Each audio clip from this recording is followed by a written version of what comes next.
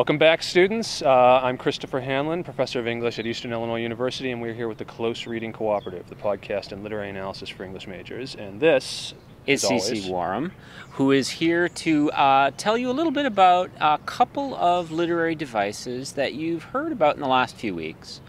But I'd like to discuss them with regard to a poem by Christina Rossetti. Christina Rossetti. You're one of your favorites. One of my favorites. A Victorian poet who wrote in 1862, I believe it was, Goblin Market.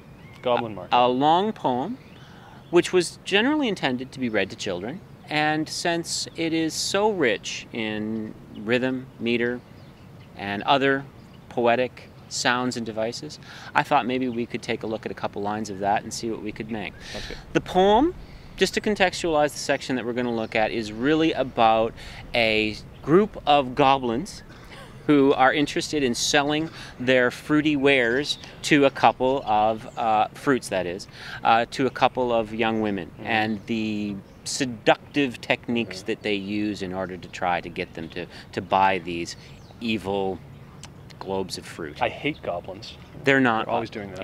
Yeah, the goblins are. I wanted to read you a couple of lines. And when I'm reading this, I'd like you to sort of take note of any sort of changes in sound or rhythm or any sort of thing that you think are interesting to know. Okay, so if I hear a sound, I'll let you know. Touch your ear. Okay. Touch your ear like I'll this. Pull my ear. Okay. Yeah, because that's what it is, about sound. Okay. Backwards up the mossy glen turned and trooped the goblin men, with their shrill repeated cry, "Come by, come by."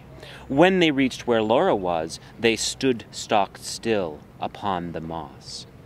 I heard two changes in sound. You did. Definite. I mean, yeah. And I think yeah, they're quite striking, aren't they? Yeah. What sections did you hear? Well, I mean, just because the first lines that you have here, right, backward up the mossy glen, we that's a trochaic pattern, right? I know from the study that we've been doing on iambs and trochees that those are trochees, and I think it's trochaic quadrammeter. I think you had 8 syllables. Yeah, and each one of those lines, four beats in each feet. line. Yeah. Yeah, so you kind of get into this rhythm, and then all of a sudden, come by.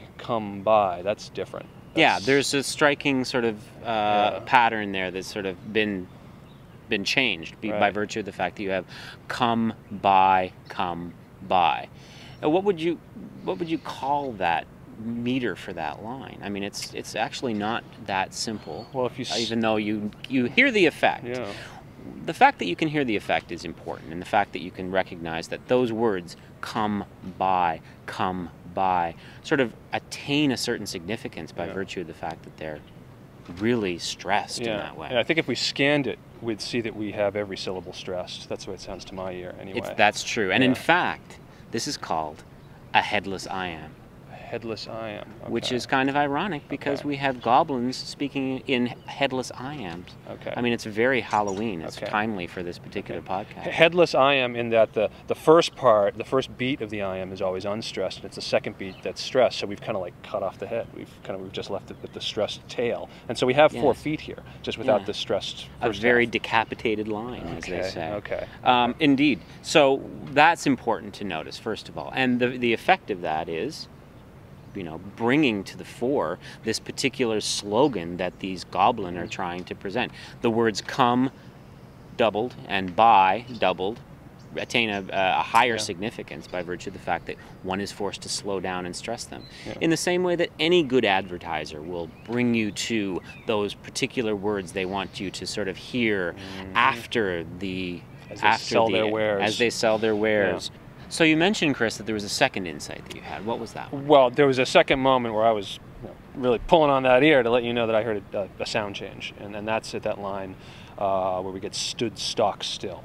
They stood stock still upon the moss. Yeah. Yes. Yeah. That. Now, what's striking about that? Well, I to my ear, I hear 2 things going on with the sound. I hear, again, we've had trochees, and now they stood stock still. We get all these emphasized syllables. There's spondees in there. I think there's a lot of beat where both syllables are emphasized, and there's stood stock still. That's that's what do you call it? Alliteration. Alliteration, right?